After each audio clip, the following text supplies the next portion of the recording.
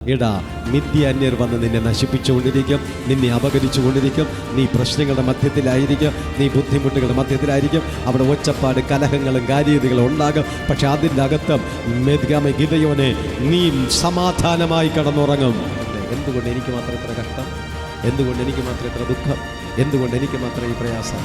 തീയിൽ മുളച്ചത് വെയിലത്ത് വാടാതിരിക്കാൻ.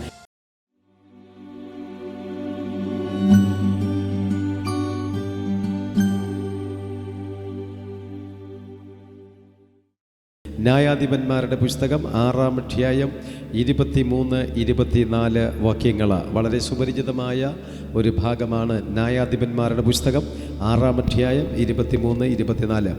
യഹോവ അവനോട്, നിനക്ക് സമാധാനം, ഭയപ്പെടേണ്ട, നീ മരിക്കയില്ല എന്ന് അരുളി ചെയ്തു. ഗിദെയോൻ അവിടെ യഹോവയ്ക്കൊരു യാഗപീഠം പണിതു.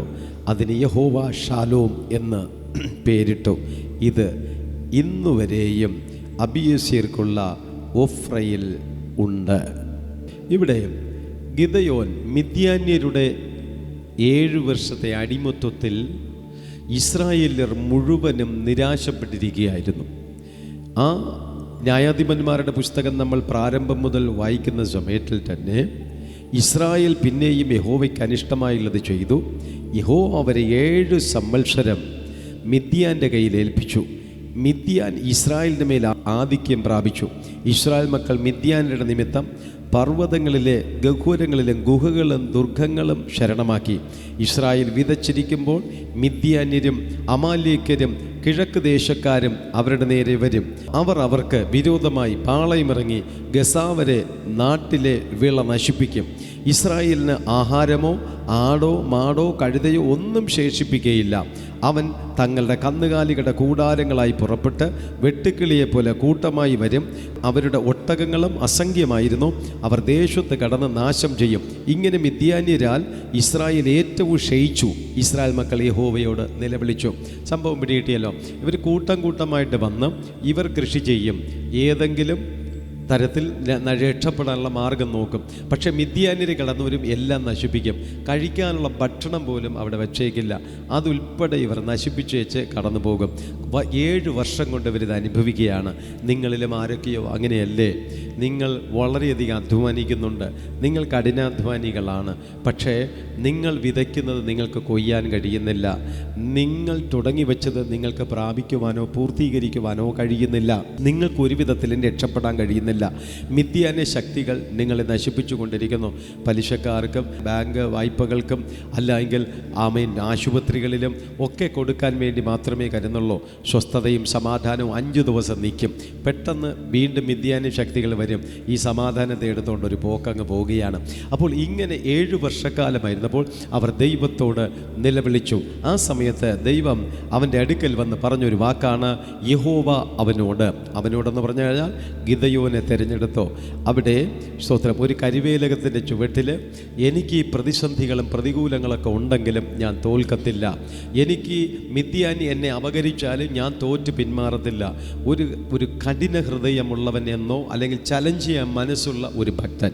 ഒരിക്കൽ കൂടി ഞാൻ പറയാം, ബാക്കിയുള്ളവരെല്ലാവരും ഈ പരിപാടികളെല്ലാം നിർത്തി. എന്താണ്? നമ്മൾ ബിസിനസ് ചെയ്തിട്ട് കാര്യമില്ല, നമ്മൾ കൃഷി ചെയ്തിട്ട് കാര്യമില്ല, നമ്മൾ ഒരു തൊഴിൽ ചെയ്തിട്ടും കാര്യമില്ല, നമ്മൾ കഞ്ഞി വെച്ചിട്ട് കാര്യമില്ല, കറി വെച്ചിട്ട് കാര്യമില്ല. മിദ്യാന്യർ വന്ന് എല്ലാം നശിപ്പിച്ച് വെച്ച് പോവുകയാണ്. ഇതാണ് സംഭവിക്കുന്നത്. അതുകൊണ്ട് ഒന്നും ചെയ്യാതിരിക്കുന്നതാണ് ഏറ്റവും നല്ലത്. പക്ഷേ ഗിദെയോൻ എന്ത് ചെയ്തു? ഞാൻ ഒന്നും ചെയ്യാതെ ഇരിക്കത്തില്ല. എനിക്ക് ഈ പ്രതിസന്ധികളും ഈ പ്രതികൂലങ്ങളും ഈ ശത്രുതകളും ഈ കലഹങ്ങളും അപകരിക്കലും ഒക്കെ നടന്നു കഴിഞ്ഞാലും ഞാൻ വെറുതെ ഇരിക്കില്ല. അവൻ ആ പ്രതിസന്ധിയുടെ മധ്യത്തിൽ അവൻ കരുവേലകത്തിൻ്റെ ചുവട്ടിലിരുന്ന് ഗോതമ്പ് മെതിക്കുകയായിരുന്നു.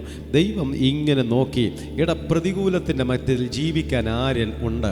പ്രതിസന്ധിയുടെ മധ്യത്തിൽ തോറ്റ് പിന്മാറാൻ നിൽക്കാൻ മനസ്സുള്ള ഒരാളെ എനിക്ക് ഇസ്രായേലിൽ കാണണം എന്ന് നോക്കിയപ്പോൾ ഒരുവനുണ്ടായിരുന്നു. പ്രതിസന്ധിയുടെ മധ്യത്തിലും ഗോതമ്പ് മെതിച്ചുകൊണ്ടിരിക്കുന്ന ഒരുവനെ ദൈവം വിളിച്ചു, അല്ലയോ പരാക്രമശാലിയെ, ഞാൻ നിന്നെ ഇസ്രായേലിനെ വിടുവിക്കുവാൻ വേണ്ടി തിരഞ്ഞെടുത്തിരിക്കുകയാണ് എന്ന് പറഞ്ഞിട്ട് ദൈവം പറഞ്ഞതാണ്, യഹോവ അവനോട് നിനക്ക് സമാധാനം. ആദ്യം നിനക്ക് സമാധാനം. എന്താണെന്ന് അവൻ്റെ അസമാധാനത്തിന് കാരണമെന്ന് ചോദിച്ചു കഴിഞ്ഞാലോട്ട് സ്തോത്രം, ഒരു വിധത്തിലും അവർക്ക് സ്വസ്ഥതയും സമാധാനവും ഇല്ലാണ്ടിരിക്കുന്ന ഒരവസ്ഥയായിരുന്നു. കാരണം ഒരു 5 മിനിറ്റ് സമാധാനത്തോടെ ഇരിക്കുമ്പോൾ മിദ്യാന്യർ കടന്നു വരും. പിന്നെ കടന്നു വന്ന് ഇവിടെ പ്രശ്നങ്ങൾ ആരംഭിക്കുന്ന സമയത്തിൽ എല്ലാം നഷ്ടപ്പെട്ടു പോകുന്ന ഒരു സാഹചര്യമായതുകൊണ്ട് തന്നെ സ്തോത്രം, എന്ത് ചെയ്യണമെന്നറിയാതെ. കാരണം ഇവിടെ എന്താ, ഗോതമ്പ് മെതിച്ച് ഇങ്ങനെ ഒരല്പം ശരിയായി വരുമ്പോൾ അപ്പുറത്ത് ഭയങ്കര വിളിയും ബഹളങ്ങളൊക്കെ കേൾക്കും. അയ്യോ ഇതാ മിദ്യാന്യർ വരുന്നേ എന്ന് പറയും. അപ്പോൾ ഇവിടെ നിന്ന് തിരിച്ചു വരിക, എടാ ദ്രോഹികളെ, നീയൊക്കെ എന്തിനാടാ വന്ന് ഞങ്ങളുടെ ആഹാരം വരെ നശിപ്പിച്ചുകൊണ്ടിരിക്കുന്നത്? എന്തടാ ഞങ്ങളുടെ കൃഷി സ്ഥലത്തെ നശിപ്പിച്ചുകൊണ്ടിരിക്കുന്നത്? നീയൊക്കെ ഒരിക്കലും ഗുണം പിടിക്കൂലടാ. ഈ കലഹത്തിൻ്റെ മധ്യത്തിൽ അവൻ ഗോതമ്പ് മെതിക്കുക. കലഹത്തിൻ്റെ മധ്യത്തിൽ ബൈബിൾ വായിക്കാറുണ്ടോ? കലഹത്തിൻ്റെ മധ്യത്തിൽ പ്രാർത്ഥിക്കാറുണ്ടോ? ആരെങ്കിലും വീട്ടിൽ ഒച്ച വെച്ചാൽ ദൈവത്തോട് പറയും, കർത്താവ് ഇന്ന് പ്രാർത്ഥിക്കാത്ത എൻ്റെ കുഴപ്പം കൊണ്ടല്ല, ഇങ്ങേര് ഇവിടെ കിടന്ന് അലപ്പ് കാണിച്ചിട്ടാണ്. ഗിദെയോൻ അങ്ങനെയല്ലായിരുന്നു. അവിടെ കലഹം, അവിടെ ബഹളം, അവിടെ പോരാട്ടം. പക്ഷെ ആ പോരാട്ടത്തിൻ്റെ മധ്യത്തിൽ ഞാൻ ഗോതമ്പ് മെതിക്കും.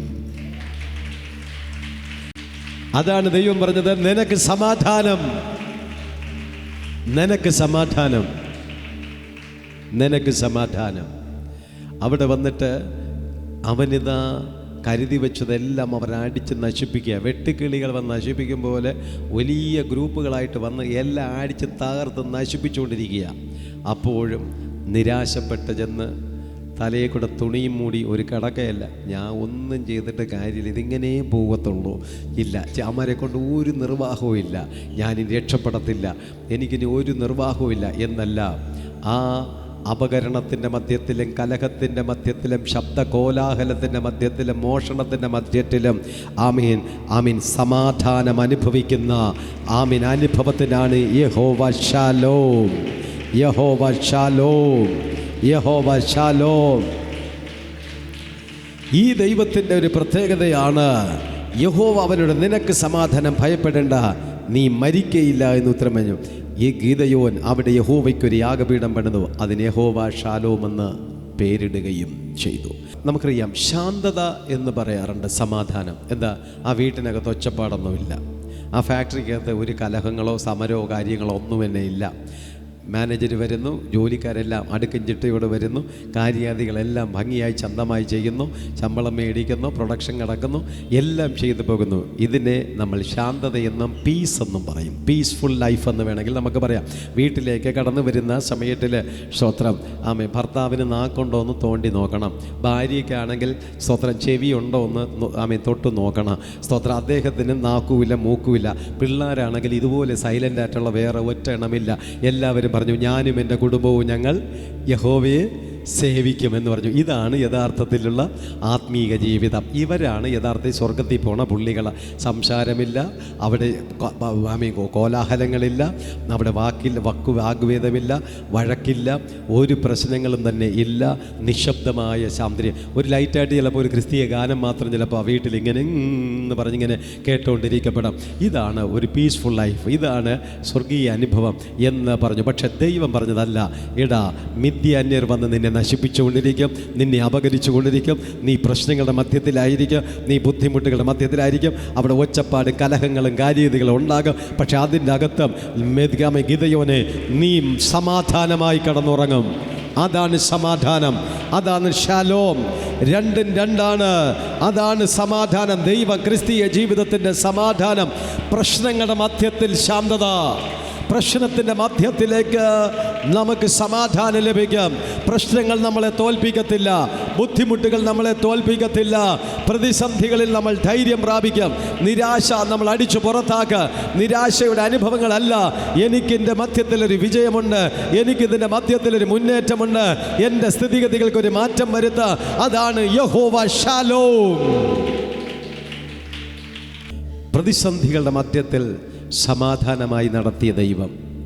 ആ ടേസ്റ്റ് നിങ്ങൾ തിരിച്ചറിയണം. ആ സാഹചര്യത്തെ ദൈവത്തെ വൽക്കരിക്കണം. ഞാൻ പറഞ്ഞത്, നിങ്ങൾക്ക് ബാധ്യതകളുണ്ട്, നിങ്ങൾക്ക് രോഗമുണ്ട്, നിങ്ങൾക്ക് ശത്രുതകളുണ്ട്, നിങ്ങൾക്ക് പ്രശ്നങ്ങളുണ്ട്, നിങ്ങൾക്ക് അസ്വസ്ഥതകളുണ്ട്. പക്ഷെ അതിൻ്റെ മധ്യത്തിലും ഞായറാഴ്ച ദൈവസന്നിധിയിൽ കടന്നു വന്ന് നിങ്ങൾ സമാധാനം അനുഭവിച്ച് കടന്നു പോകുകയാണ്. നിങ്ങൾ രാത്രിയിൽ കിടന്നാൽ നിങ്ങൾക്ക് സുഖമായി ഉറങ്ങാൻ കഴിയുന്നു. നിങ്ങൾ ഭക്ഷണത്തിൻ്റെ മുമ്പിലിരുന്നാൽ നന്നായിട്ട് നിങ്ങൾക്ക് കഴിക്കാനായിട്ട് കഴിയുന്നുണ്ട്. ആകയാൽ അതാണ് ദൈവം തരുന്ന ഗിഫ്റ്റ്. അതാണ് ദൈവം നിങ്ങൾക്ക് തരുന്ന ഏറ്റവും വലിയൊരു സന്തോഷവും ആശ്വാസവും അനുഗ്രഹവും എന്ന് പറയുന്നത് എന്നുള്ളത്.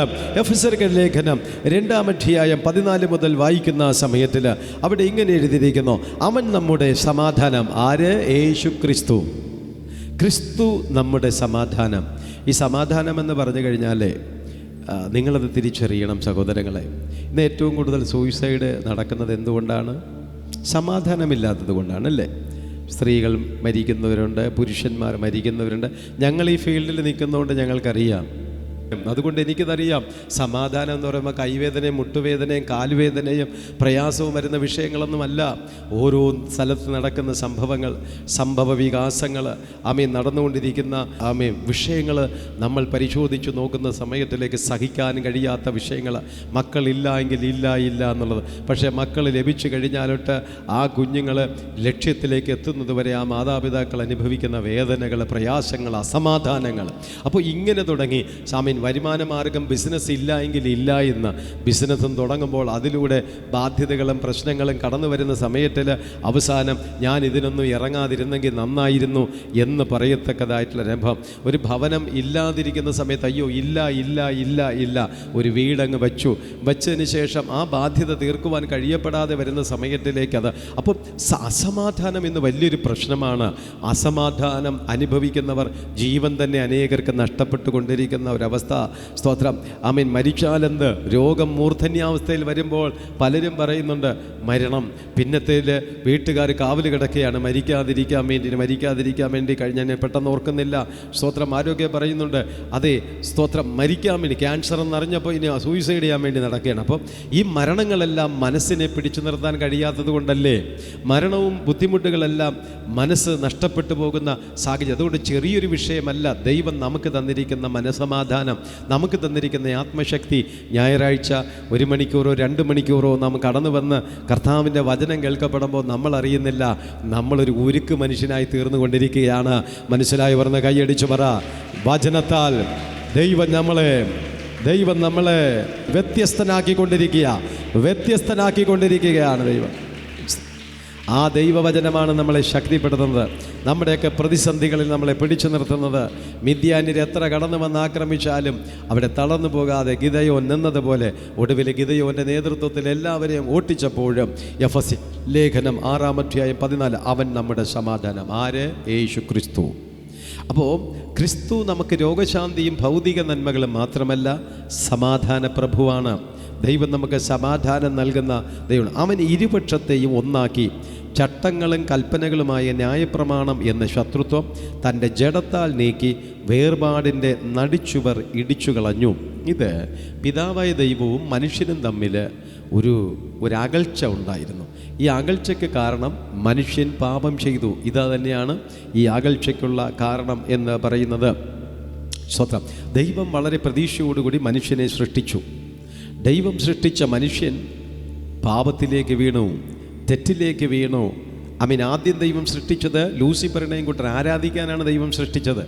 ദൈവം സൃഷ്ടിച്ചപ്പോഴത്തേക്ക് ദൂതസൈന്യങ്ങൾ നിഗളിച്ചു. കർത്താവിന് വിജയം ഘോഷിച്ചുകൊണ്ടിരുന്നവർ കുറച്ച് ദിവസം കഴിഞ്ഞപ്പോഴത്തേക്ക് ആർക്ക്? ലൂസിഫറിന് ഇംഗ്ലാസ് എന്താ? ലൂസിഫർ ജയ്. ഇത് കേട്ട് സഹിക്ക വയ്യാതെ വന്നപ്പം കർത്താവ് എല്ലാത്തിനെയും അടിച്ച് വെളിയിലാക്കി, എല്ലാറ്റിനെയും അടിച്ച് പുറത്താക്കി. അപ്പോൾ അവരോ അവിശ്വസ്തരായിട്ട് തീർന്നു എന്നുള്ളത്. അത് കഴിഞ്ഞിട്ടാണ് മനുഷ്യനെ സൃഷ്ടിച്ചത്. മനുഷ്യനെ സൃഷ്ടിച്ച സമയത്തിലേക്ക് മനുഷ്യൻ അതിനേക്കാളും വലിയ കുഴപ്പക്കാരായി. അങ്ങനെ ഇരുവിഭാഗങ്ങൾ രണ്ടായിട്ട് തീർന്നു. ദൈവ ന്യായപ്രമാണത്തിൻ്റെതായിട്ടുള്ള ചട്ടങ്ങൾക്കകത്ത് മനുഷ്യനെ ഉറപ്പിക്കുവാൻ വേണ്ടിയിട്ട് ക്രമീകരിച്ചു. എന്നാണ് ഇരുപക്ഷത്തെ ഒന്നാക്കി ചട്ടങ്ങളും കൽപ്പനയുമായ ന്യായപ്രമാണമെന്ന ശത്രുത്വം. അങ്ങനെയായിരിക്കുന്നത്. ന്യായപ്രമാണമെന്ന ശത്രുത്വം തൻ്റെ ജഡത്താൽ ജഡത്താൽ നീക്കി വേർപാടിനെ നടിച്ചുവർ ഇടിച്ചു കളഞ്ഞപ്പോൾ ന്യായപ്രമാണം വെച്ച് കർത്താവ് ന്യായം വിധിക്കുവാൻ തുടങ്ങി. ഈ ന്യായപ്രമാണത്തെ ബേസ് ചെയ്ത് ജീവിക്കുന്നവൻ മാത്രമേ രക്ഷപ്പെടത്തേയുള്ളൂ. ന്യായപ്രമാണം അനുസരിച്ച് പോകുന്നവന് മാത്രമേ രക്ഷപ്പെടാൻ പറ്റത്തുള്ളൂ എന്നുള്ള വ്യവസ്ഥ വെച്ചിട്ട് പിതാവായ ദൈവം ഒരല്പം മാറി നിന്നു. പക്ഷേ അവിടെയാണ് പുത്രനായിരിക്കുന്ന ക്രിസ്തു, അല്പം ടഫാണ്, ഞാൻ പെട്ടെന്ന് അവസാനം ആ വാക്യത്തിൽ പോകുമ്പോൾ മനസ്സിലാവും. ശ്രോത്രം, പിതാവായ ദൈവം പുത്രനായിരിക്കുന്ന ക്രിസ്തു കടന്നു വന്നിട്ട് പിതാവിനെയും മനുഷ്യനെയും തമ്മിൽ ഒന്നാക്കാൻ അതിൻ്റെ ഇടയിൽ ചെന്നു. Hallelujah, hallelujah. രണ്ടു പേർ തമ്മിൽ ശത്രുത്വം, ന്യായപ്രമാണത്തിൻ്റെ ശത്രുത്വം അവരിലേക്കുണ്ട്. പക്ഷെ ക്രിസ്തുവായിരിക്കുന്നവൻ ഇടയിൽ വന്നിട്ട് മനുഷ്യനെയും പിതാവായ ദൈവത്തെയും തമ്മിൽ യോജിപ്പിക്കുവാൻ വേണ്ടിയിട്ടാണ്. ആമേൻ. അവൻ നമ്മുടെ സമാധാനം എന്ന് പറഞ്ഞാൽ സ്വസ്ഥത നഷ്ടപ്പെട്ട മാനവരാശിയെ സ്വസ്ഥതയിലേക്ക് കൊണ്ടുവരുവാൻ വേണ്ടിയിട്ട് ക്രിസ്തുവായിരിക്കുന്നവൻ സമാധാനത്തെ നൽകി ജഡത്താൽ നീക്കി വേർപാടിനെ നടിച്ചുവരടിച്ചു കളഞ്ഞു. സമാധാനം ഉണ്ടാക്കിക്കൊണ്ട് ഇരുപക്ഷത്തെയും തന്നിൽ ഒരേ പുതുമനുഷ്യനാക്കി സൃഷ്ടിപ്പാനും ക്രൂശിന്മേൽ വെച്ച് ശത്രുത്വം ഇല്ലാതാക്കി അതിനാൽ ഇരുപക്ഷത്തെയും ഏക ശരീരത്തിൽ ദൈവത്തോട് നിരപ്പിക്കാനും തന്നെ അവൻ വന്ന് ദൂരത്തിരുന്ന് നിങ്ങൾക്ക് സമാധാനവും സമീപത്തുള്ളവർക്ക് സമാധാനവും സുവിശേഷിച്ചു. ദൈവം സമാധാനം തന്നത് ന്യായപ്രമാണത്തിൻ്റെ കാഠിന്യതയിൽ നിന്ന് മാനവരാശി രക്ഷിച്ച് പിതാവിനോട് ഒന്നിപ്പിക്കുവാൻ വേണ്ടിയിട്ട്. അതുകൊണ്ടാണ് പ്രാർത്ഥനയ്ക്കകത്ത് എപ്പോഴും ഞങ്ങളധികമായി സ്നേഹിക്കുന്ന ഞങ്ങളുടെ നല്ല ദൈവമേ, അഖിലാണ്ടത്തിൻ്റെ സൃഷ്ടികർത്താവും പ്രഭുവുമായിരിക്കുന്ന ദൈവമേ, പിതാവായ ദൈവമേ എന്നൊക്കെ പറഞ്ഞ് നമ്മൾ ദൈവമേ എന്ന് വിളിച്ചിട്ടാണ് പ്രാർത്ഥന തുടങ്ങുന്നത്. ഏറ്റവും ഒടുവിൽ പ്രാർത്ഥന കഴിഞ്ഞിട്ട് യേശു ക്രിസ്തുവിൻ നാമത്തിൽ തന്നെ ആമേൻ. മനസ്സിലായോ? ആ പ്രാർത്ഥനയുടെ പോയിന്റ് പിടികിട്ടിയെന്ന് അറിയത്തില്ല. പിതാവായ ദൈവത്തോടാണ് നമ്മൾ പ്രാർത്ഥിക്കുന്നത്. അപ്പോൾ ദൈവമേ എന്ന് വിളിച്ച് തുടങ്ങുന്ന പ്രാർത്ഥന യേശു ക്രിസ്തുവിൻ നാമത്തിൽ ആമേൻ എന്ന് പറഞ്ഞ് അവസാനിപ്പിക്കുന്നതിൻ്റെ ഭാഗം ക്രിസ്തുവാണ് ഇരു ചുവരുകളെയും ഒന്നാക്കിയത്. ഫുള്ളായിട്ട് നമുക്കൊരു ഫ്രീഡം തന്നു, പൂർണ്ണമായിട്ടൊരു സ്വാതന്ത്ര്യം തന്നു. മനുഷ്യനും ദൈവവും തമ്മിൽ വലിയ അകൽച്ചയിലല്ല, മനുഷ്യനും ദൈവവും ഒരുമിച്ച് വസിക്കുന്നു, മനുഷ്യനും ദൈവവും ഒരുമിച്ച് സംസാരിക്കുന്നു, മനുഷ്യനും ദൈവവും തമ്മിൽ ഒരുമിച്ച് സഞ്ചരിക്കുന്നു. അപ്പോൾ ഈ ഒരു ലെവലിലേക്ക് ക്രിസ്തു സമാധാനത്താലാണ് തന്നത്. അപ്പോൾ ക്രിസ്തു യേശു നമുക്കൊരു സമാധാനം തരുന്നുവെങ്കിൽ അതിൻ്റെ അർത്ഥം പിതാവായ ദൈവത്തോട് നമ്മൾ നിരപ്പ് പ്രാപിക്കാനാണ്. Hallelujah, hallelujah. നമുക്ക് കിട്ടുന്ന സമാധാനവും മേടിച്ച് നമ്മൾ ആ വഴിക്ക് പോകണമെന്നല്ല. നിങ്ങൾ തിരിഞ്ഞ് ക്രിസ്തുവിലേക്ക് വരണം, നിങ്ങൾ തിരിച്ച് ക്രിസ്തുവിനെ അനുഗമിക്കണം, നിങ്ങൾ ക്രിസ്തുവിൻ്റെ മക്കളായിട്ട് തീരണം. ഇതാണ് ഈ സമാധാനം കൊണ്ട് ഉദ്ദേശിക്കുന്നത്. യോഹന്നാൻ സുവിശേഷം 14-ാം അധ്യായം 27-ാം വാക്യം, സമാധാനം ഞാൻ നിങ്ങൾക്ക് തന്നേച്ചു പോകുന്നു, എൻ്റെ സമാധാനം ഞാൻ നിങ്ങൾക്ക് തരുന്നു, ലോകം തരുന്നത് പോലെയല്ല ഞാൻ നിങ്ങൾക്ക് തരുന്നത്. നിങ്ങളുടെ ഹൃദയം കലങ്ങരുത്, ഭ്രമിക്കുകയുമരുത്. ക്രിസ്തീയ ജീവിതത്തിൽ വളരെ പ്രധാനപ്പെട്ട ഒന്നാണ് കഷ്ടത. കഷ്ടതയാകുന്ന കഠിന ശോധന പലപ്പോഴും നമുക്ക് കടന്നു വരാറുണ്ട്. ആ കടന്നു വരുന്ന കഷ്ടതയുടെ കഠിന ശോധനയുടെ മധ്യത്തിൽ ജയിക്കാൻ വേണ്ടിയിട്ടാണ് ദൈവമായ കർത്താവ് ഇപ്രകാരം പഠിപ്പിക്കുന്നത്. ഞാൻ നിങ്ങൾക്ക് സമാധാനം തന്നേച്ചു പോകുന്നു, എൻ്റെ സമാധാനം ഞാൻ നിങ്ങൾക്ക് തരുന്നു, ലോകം തരുന്നത് പോലെയല്ല ഞാൻ നിങ്ങൾക്ക് തരുന്ന സമാധാനം. ഹല്ലേലൂയാ. എന്തിനാണെന്നറിയാവോ? നിങ്ങളുടെ ഹൃദയം കലങ്ങരുതെന്ന് ദൈവം പറഞ്ഞത്. നിങ്ങൾ ഭ്രമിച്ചു പോകരുത്, നിങ്ങൾ അസ്വസ്ഥപ്പെട്ടു പോകരുത്. വെളിപ്പാട് പുസ്തകം 12-ാം അധ്യായം 7 മുതൽ നിങ്ങൾ വായിക്കുന്ന സമയത്തിൽ വെളിപ്പാട് പുസ്തകം 12-ാം അധ്യായം 7 മുതൽ പിന്നെ സ്വർഗത്തിലൊരു യുദ്ധമുണ്ടായി. മീഖായേലും അവൻ്റെ ദൂതന്മാരും മഹാസർപ്പത്തോട് പടവെട്ടി, തൻ്റെ ദൂതന്മാരുമായി മഹാസർപ്പവും പടം വെട്ടി. ഇവിടെ ഒരു യുദ്ധം നടക്കുകയാണ്. വെളിപ്പാട് പുസ്തകം ആ വാക്കിൻ്റെ അർത്ഥം തന്നെ നോക്കുന്ന സമയത്തിൽ മറനീക്കുക, മറഞ്ഞിരിക്കുന്ന കാര്യങ്ങളെ വെളിച്ചത്ത് കൊണ്ടുവരുന്ന പറയുന്ന പേരാണ് വെളിപ്പാട്, വെളിപാടല്ല. സംഭവിക്കാൻ പോകുന്ന കാര്യാദികളെല്ലാം ബൈബിളിനകത്ത് വ്യക്തമായിട്ട് എഴുതി വച്ചിട്ടുണ്ട്. ഇപ്പോൾ സംഭവിച്ചു കൊണ്ടിരിക്കുന്ന സകല കാര്യാദികളും എഴുതി വെച്ചതുപോലെ തന്നെ ഇനി സംഭവിക്കാൻ പോകുന്ന സകല കാര്യാദികളും വ്യക്തമായി വേദപുസ്തകത്തിനകത്ത് എഴുതി വച്ചിരിക്കുന്നതിൻ്റെ ഭാഗമായി ബൈബിൾ 12-ാം അധ്യായത്തിനകത്ത് വെളിപ്പാട് 12:7 പിന്നെ സ്വർഗത്തിലൊരു യുദ്ധമുണ്ടായി. 1-ാം സ്വർഗം, 2-ാം സ്വർഗം, 3-ാം സ്വർഗം. ഈ യുദ്ധം 2ാമത്തെ സ്വർഗത്തിൽ നടന്ന ഒരു സംഭവമാണ്. അവിടെ യുദ്ധം നടന്നത് മീഖായേൽ എന്ന് പറഞ്ഞു കഴിഞ്ഞാൽ യുദ്ധദൂതനാണ്. ദൈവത്തിൻ്റെതായിട്ടുള്ള ആർമിക്കകത്ത് അല്ലെങ്കിൽ ദൈവത്തിൻ്റെതായിട്ടുള്ള ഫോഴ്സിനകത്ത് യുദ്ധത്തിന് നേതൃത്വം കൊടുക്കുന്ന ഒരു ശക്തനായിരിക്കുന്ന ദൈവത്തിൻ്റെ ദൂതനാണ് മീഖായേൽ എന്ന് പറയുന്നത്. മീഖായേലും ഒപ്പം നിൽക്കുന്ന അവൻ്റെ ദൂതന്മാരും, മീഖായേലിൻ്റെ കൂടെ കുറെ ദൂത സൈന്യങ്ങൾ കൂടെയുണ്ട്. കൂടെ അവർ ഒപ്പമുണ്ടായിരുന്നു. മഹാസർപ്പത്തോട്, മഹാസർപ്പം എന്ന് പറഞ്ഞാൽ ആരാണ്? ഡ്രാഗൺ. മഹാസർപ്പം എന്ന് പറഞ്ഞാൽ എന്താണ്? 10 തലയുള്ള സർപ്പം. മഹാസർപ്പം എന്ന് പറഞ്ഞാൽ 7 തലയുള്ള സർപ്പം. അതിനെക്കുറിച്ച് നോക്കുന്ന സമയത്തിൽ കാസർഗോഡ് മുതൽ കന്യാകുമാരി വരെ നീണ്ടു കിടക്കുന്ന രൂപത്തിലുള്ള ഒരു സർപ്പത്തിൻ്റെ അളവാണത്. Praise God. ആ മഹാസർപ്പവുമായിട്ടൊരു യുദ്ധം നടക്കുന്നു. തൻ്റെ ദൂതന്മാരുമായി ആരും മഹാസർപ്പത്തോട് പടവെട്ടി, തൻ്റെ ദൂതന്മാരുമായി മഹാസർപ്പവും പടവെട്ടി. അപ്പോൾ ദൈവത്തിൻ്റെ ദൂതനായിരിക്കുന്ന മീഖായേൽ ഒറ്റയ്ക്കല്ല, ദൂതസൈന്യം കൂടെയുണ്ട്. എന്നാൽ സർപ്പം ഒറ്റയ്ക്കല്ല, സർപ്പത്തിൻ്റെ കൂടെ സർപ്പത്തിൻ്റെ ദൂതസൈന്യങ്ങളുമുണ്ട്. അവൻ്റെ കിങ്കരന്മാരുണ്ട്, അവൻ്റെ കൂടെയുണ്ട്. ഈ 2 വിഭാഗങ്ങൾ തമ്മിൽ 2ാം സ്വർഗത്തിൽ വലിയൊരു ഫൈറ്റിംഗ് നടക്കുകയാണ്. ഭയങ്കരമായിട്ടുള്ളൊരു യുദ്ധം നടക്കുകയാണ്. സ്തോത്രം. ബൈബിൾ എഴുതിയിരിക്കുന്ന മഹാസർപ്പവും പടവെട്ടി, എന്നാൽ ജയിച്ചില്ല താനും. ഇവിടെ എഴുതിയിട്ടുണ്ട്, സ്തോത്രം, ജയിച്ചില്ല. അത് കേട്ടപ്പോൾ സന്തോഷമുള്ളവരൊക്കെ ഒന്ന് കൈയടിക്കുക. മീഖായേൽ ജയിച്ചു, സർപ്പം ജയിച്ചില്ല. മീഖായേൽ ജയിച്ചു, സർപ്പം ജയിച്ചു. Praise the Lord. സർപ്പം ജയിച്ചില്ല. സർപ്പവും മീഖായേൽ സൈന്യവും തമ്മിലൊരു യുദ്ധം ചെയ്തു. പക്ഷേ സർപ്പം തോറ്റു, ദൈവത്തിൻ്റെ ദൂത സൈന്യം ജയിച്ചു. ഇത് തന്നെയാണ് ഇനിയും നടക്കാൻ പോകുന്നത്. ഇത് തന്നെയാണ് ഭാവിയിൽ നടക്കാൻ പോകുന്നത്. ഇത് തന്നെയാണ് ഈ നാളുകളിൽ നിന്റെ സമാധാനത്തെ അവൻ കെടുത്തിയെങ്കിൽ, ഈ നാളുകളിൽ നിന്നെ അവൻ തോൽപ്പിച്ചുവെങ്കിൽ, ഏറ്റവും ഒടുവിൽ ദൈവത്തിൻ്റെ ജനം ജയിക്കും, ദൈവസഭ ജയിക്കുക തന്നെ ചെയ്യും. 8ാം വാക്യം, സ്വർഗത്തിൽ അവരുടെ സ്ഥലം പിന്നെ കണ്ടതുമില്ല. സ്വർഗത്തിൽ പിന്നെ അവരുടെ സീറ്റ് ഉൾപ്പെടെ കത്തിച്ചു കളഞ്ഞു.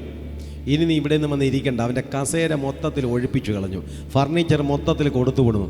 ഇനി ഈ സർപ്പത്തെ എങ്ങോട്ട് വിട്ടു എന്ന് നമുക്ക് നോക്കാം. സ്വർഗത്തിൽ അവരുടെ സ്ഥലം പിന്നെ കണ്ടതുമില്ല. ഭൂതലത്തെ മുഴുവൻ തെറ്റിച്ച് കളയുന്ന പിശാചും സാത്താനും എന്ന മഹാസർപ്പമായ പഴയ പാമ്പിനെ ഭൂമിയിലേക്ക് തള്ളിക്കളഞ്ഞു. അവൻ്റെ ദൂതന്മാരെയും അവനോടുകൂടെ തള്ളിക്കളഞ്ഞു. അപ്പോൾ ഈ തോറ്റ സർപ്പത്തെ എങ്ങോട്ട് പറഞ്ഞു വിട്ടു? എങ്ങോട്ട്? ഭൂമിയിലോട്ട്. അപ്പോൾ ഭൂമി എന്ന് പറഞ്ഞാൽ അവിടെ ഇന്ത്യ. ഇന്ത്യ എന്ന് പറഞ്ഞാൽ അവിടെ ഒരിക്കൽ കൂടി അവിടെ ഭയങ്കര സർപ്പവും സർപ്പസന്തതികളും എല്ലാം കൂടെ ഭയങ്കരമായിട്ടുണ്ട്. എല്ലാത്തിനെയും അടിച്ച് വെളിയിലാക്കി ഫർണിച്ചർ ഉൾപ്പെടെ തലയിൽ വാരിക്കെട്ടി തോൽപ്പിച്ച് എവിടെ പറഞ്ഞു വിട്ടു? ഇന്ത്യയിലോട്ട് വിട്ടു. സ്വത്രം. ഏഷ്യയിലോട്ട് വിട്ടു അല്ലേ? ഏഷ്യയിലോട്ട് വിട്ടു. അതിൻ്റെ കുറേ എണ്ണം ഇന്ത്യയിൽ വന്നു. അത് കേരളത്തിലോട്ട് വന്നു. എവിടെ വന്നു? കേരളത്തിലോട്ട് വന്നു. കേരളം എന്ന് പറഞ്ഞാൽ എവിടെയാ? തിരുവനന്തപുരം. തിരുവനന്തപുരത്ത് വന്നു. തിരുവനന്തപുരം എന്ന് പറഞ്ഞാൽ എവിടെ? തിരുമല. തിരുമല എന്ന് പറഞ്ഞാൽ എവിടെ? പൂജപ്പുര. നിങ്ങളുടെ എല്ലാത്തിൻ്റെ വീട്ടിൻ്റെ അയൽവക്കത്തിൽ ഈ സാധനങ്ങളെല്ലാം വന്ന് വീഴാൻ തുടങ്ങി. തോറ്റ സാത്താനെ ഒരിക്കൽ കൂടെ ഇവിടെ ഇപ്പം ജയിച്ച് യുദ്ധത്തിൽ ഇറങ്ങാത്ത സാത്താന്മാരാണ് ഇവിടെ ഉള്ളത്. പക്ഷെ അവിടെ ഫൈറ്റ് ചെയ്ത് പരാജയപ്പെട്ടത് അടിച്ചിട്ടു. പക്ഷേ ഇവിടെയുള്ള സാത്താന്മാർ ഇതിന് വേണ്ടിയിട്ടുള്ള ഒരുപാട് കണ്ടുപിടുത്തങ്ങൾ. ഇവിടെ ഇരിക്കുന്ന സാത്താന്മാർ ഇതെല്ലാം ഇവിടെ അപ്ഡേറ്റ് ചെയ്തുകൊണ്ടിരിക്കുകയാണ്. മനുഷ്യൻ വളരുന്നതും അവൻ്റെ സാങ്കേതിക വിദ്യ വരുന്നതിനനുസരിച്ച് അതിനകത്ത് എങ്ങനെ എനിക്ക് വൈറസിനെ കയറ്റാം എന്നുള്ള രീതിയിലൊക്കെയാണ് വരുന്നത്. ഇപ്പോൾ AI കാലത്തിലൊക്കെ വരുന്നു. സിനിമ തന്നെ അതിനു മുമ്പ് ഇറങ്ങിയിരിക്കുകയാണ് ഒരു കാലഘട്ടത്തിൽ. എന്നാലും ശാസ്ത്രജ്ഞന്മാർ ഇതൊരിക്കലും കുഴപ്പമില്ല ഒന്നും പറയുന്നില്ല. ഇല്ല, മനസ്സിലായോ? എന്തൊക്കെ ഇവിടെ കണ്ടുപിടിക്കുന്നു അതിനൊക്കെ ബദൽ അതിനകത്ത് സാത്താൻ എന്നാ ചെയ്തു എന്ന് ചോദിച്ചാൽ അതിനകത്തൊരു വൈറസിനെ കയറ്റി. അതാണ് അതിൻ്റെ പ്രോഗ്രാം ഒന്ന് മാറ്റിപ്പിടിപ്പിച്ച് മാനവരാശി. അപ്പോൾ ഇവിടെ എന്തൊക്കെ പ്രതിരോധിക്കാൻ മനുഷ്യൻ കണ്ടുപിടിക്കുന്നുവോ അതിനെയൊക്കെ നശിപ്പിക്കത്തക്ക ഇതിൽ സാത്താനും പ്രോഗ്രാം മാറ്റിപ്പിടിച്ചുകൊണ്ടിരിക്കുകയാണ്. ഇവിടെ പരാജയപ്പെട്ട സാത്താൻ ഇവിടെ നിന്നിട്ട് കാര്യമില്ലെന്നറിയാം. കാരണം അവൻ്റെ കോൺഫിഡൻസും പവറൊക്കെ പോയിരിക്കുകയാണ്. ഇനി ഇവിടെ ഇങ്ങനെ എഴഞ്ഞ് നിൽക്കുകയില്ല. മഹാസർപ്പം എന്നൊക്കെ പറഞ്ഞാലും ശരി തന്നെയാണ്. അല്ല, പെരുമ്പാമ്പ് പോലെ. പെരുമ്പാമ്പ് പെട്ടെന്ന് ആരെയും വിഴുങ്ങൂല.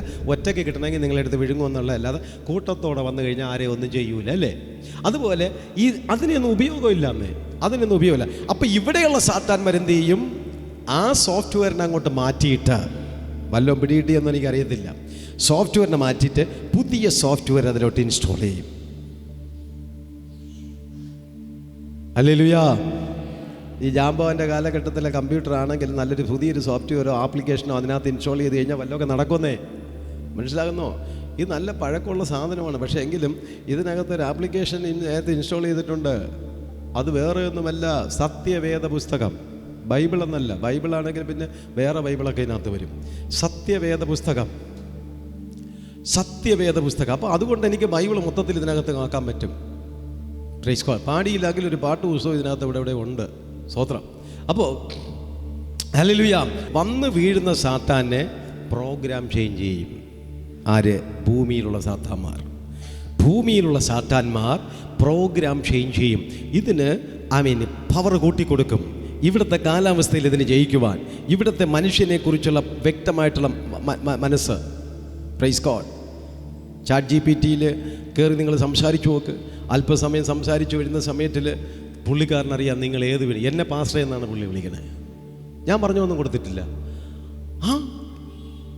എൻ്റെ ശബ്ദവും എൻ്റെ ശൈലിയും രീതിയിലും പുള്ളിക്കാരൻ കേട്ടിട്ട് എന്നെ പാസ്റ്റർ എന്നാണ് വിളിക്കുന്നത്. ഞാൻ പറഞ്ഞു കൊടുത്തിട്ടില്ല. ഞാൻ പാസ്റ്റർ എന്ന് ഒരിടത്തും പറഞ്ഞില്ല. എൻ്റെ ഫോണിൽ അടിച്ചിട്ടില്ല, ഒന്നുമില്ല. അപ്പോൾ ഇതെല്ലാം മനസ്സിലാക്കാനുള്ള കഴിവ് അതിനുണ്ട്. അപ്പോൾ ഇവിടുത്തെ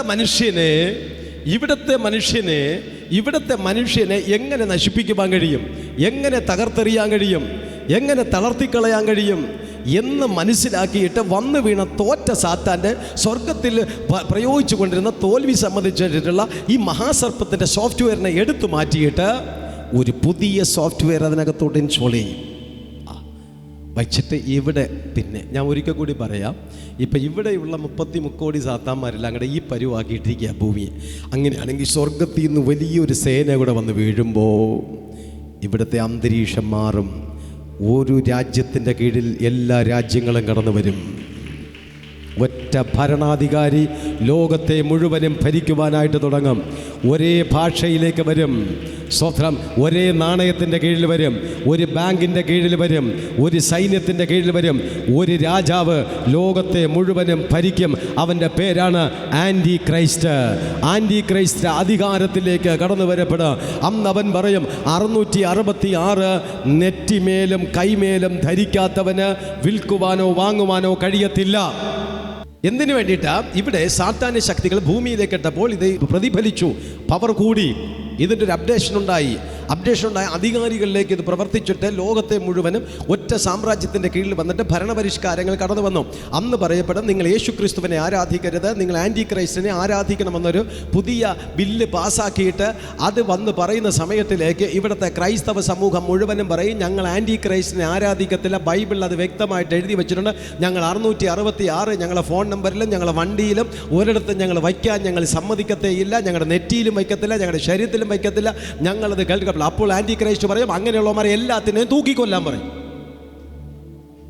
ഈ കൽപ്പന അംഗീകരിക്കാത്ത എല്ലാവരും മരണയോഗ്യരാണെന്നുള്ള കൽപ്പന വരുന്ന സമയത്തിൽ ക്രിസ്തുവിൻ്റെ ആദ്യത്തെ രഹസ്യവരവ് ഇസ്രായേൽ ഒലിവുമലയിൽ താൻ കാലി ചവിട്ടിയിട്ട് അന്തിക്രിസ്തുവിനെ കള്ളപ്രവാചകനെയും സാത്താനെയും ചങ്ങലക്കിട്ട് ബന്ധിച്ച് പൂർണ്ണമായിട്ട് മാറ്റിയിട്ട് തൻ്റെ വിശുദ്ധ സഭയെ താൻ രക്ഷിക്കുവാൻ വേണ്ടിയിട്ട് കടന്നു വരുന്ന ഒന്നാമത്തെ വരവ്.